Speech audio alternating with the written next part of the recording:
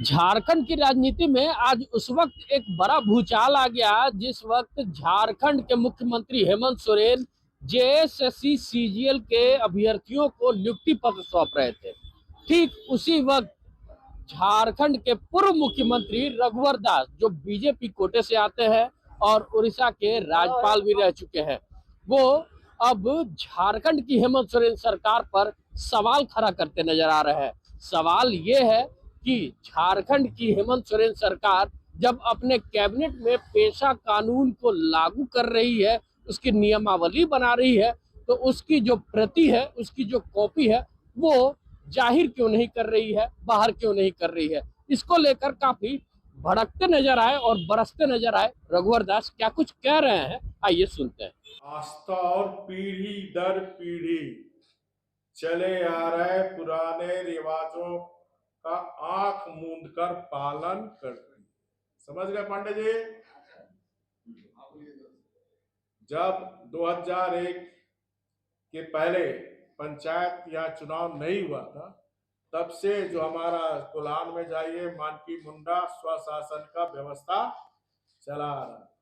संथाल में जाइए तो माझी परगना का व्यवस्था चला आ रहा। सिमडगा लोहरदगा गुमला में जुड़ाइए उरांव समाज का पाना राजा का व्यवस्था चला आ रहा। समझ गए पंडित जी? रूढ़िवादी बदलाव का विरोध करते, जबकि परंपरा अनुकूल के साथ सांस्कृतिक मूल्यों को बनाए।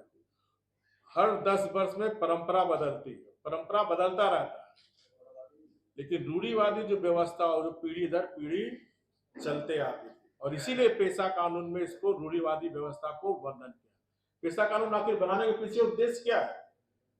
जो मैं 4 आपको लिखाया था, इस संविधान के भाग के 9 के अपवाद उपरांतर।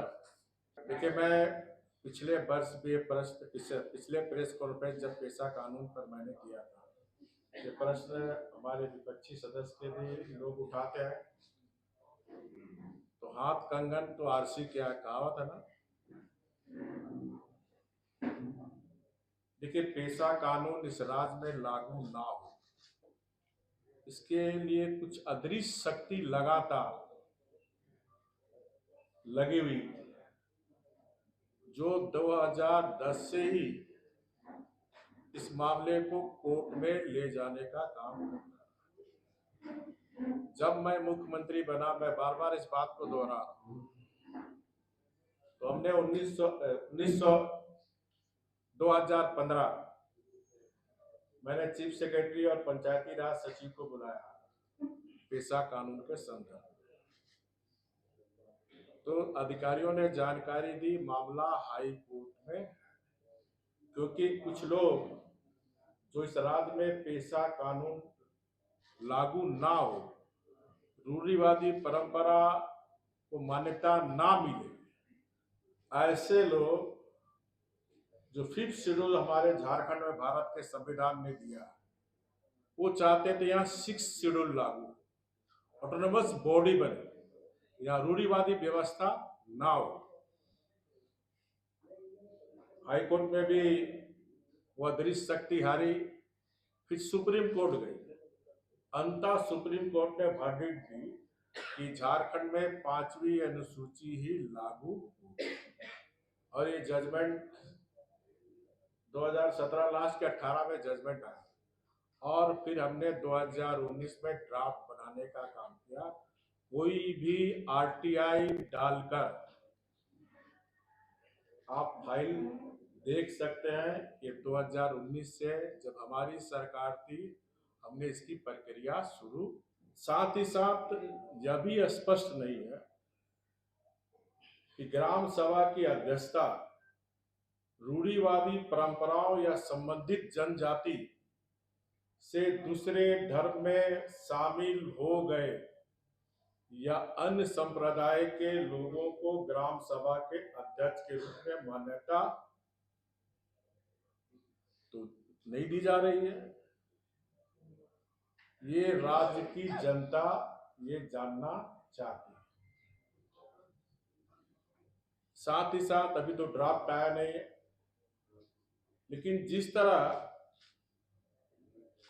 1996 पेशा कानून को नजरअंदाज करके सरकार ये नियमावली बनाई है, तो संदेह और उत्पन्न होता है कि पेशा कानून 1996 के अनुसार ग्राम सभा के संसाधनों, लघु खनिजों, वन उत्पादों, जल स्रोतों के संबंध में सामूहिक संसाधन के मामले में पूर्ण अधिकार ग्राम सभा को दिया जाना है। ये पेशा कानून के तहत है।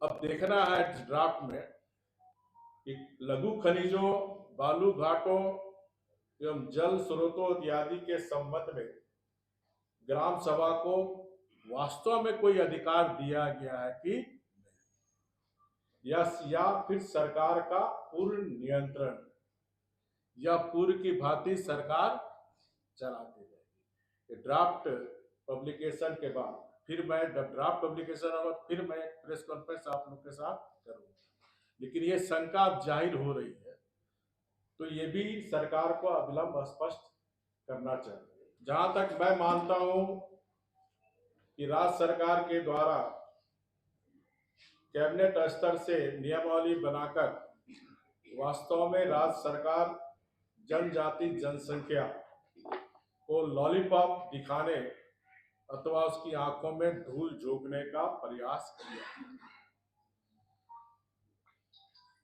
पेशा कानून में आदिवासी रूढ़िवादी व्यवस्था को मिटाने के बजाय उसे कानूनी जामा पहनाकर सशक्त बनाया जाना चाहिए, ताकि अपने सांस्कृतिक पहचान, पारंपरिक न्याय प्रणाली और संसाधनों पर उसका नियंत्रित सुनिश्चित हो सके।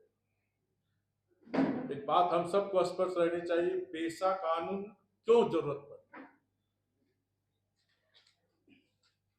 पेशा कानून का मुख्य उद्देश्य है जो हमारा जनजाति समाज है, आदिवासी समाज की पारंपरिक प्रथाओं और रूढ़ी को कानूनी मान्यता प्रदान करता है। हमें लगता है जो शंका है, या तो ये मामला को जानबूझकर सरकार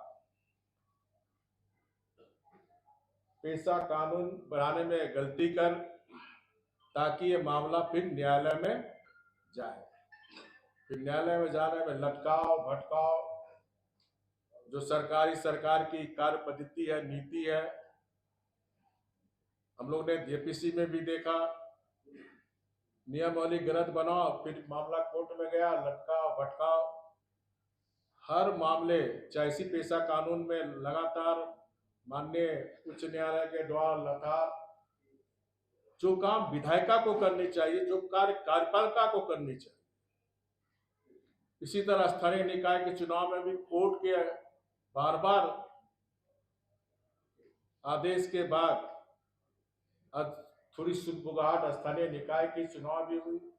तो सुना आपने कि पूर्व मुख्यमंत्री रघुवर दास क्या कुछ कहते नजर आ रहे थे। वो झारखंड की हेमंत सोरेन सरकार पर जमकर बरसते नजर आ रहे थे, लेकिन 1996 के नियमावली के तहत जब केंद्र सरकार ने 5वीं अनुसूची में 10 राज्यों को शामिल किया था शेड्यूल्ड ट्राइब एरिया को लेकर, तो इसको लेकर संशोधन हुए थे, काफी बदलाव भी किए गए थे, लेकिन हेमंत सोरेन की सरकार अभी भी इसको छुपाने में लगी हुई है, ऐसा रघुवर दास साफ तौर पे कहते नजर आ रहे हैं। इसलिए वो प्रति को जारी नहीं कर रहे हैं, जिससे गांव के ग्राम सभा को पूरी ताकत मिल सके और पूरा हक मिल सके। तो ऐसे में अब देखना होगा कि पेशा कानून की जो प्रति है वो झारखंड सरकार कब तक उजागर करती है, कब तक बाहर करती है, जिससे साफ पता चल सके कि झारखंड के जो ट्राइबल्स एरिया है, जो आदिवासी क्षेत्र है, आदिवासी बहुल्य क्षेत्र है, जो गांव है,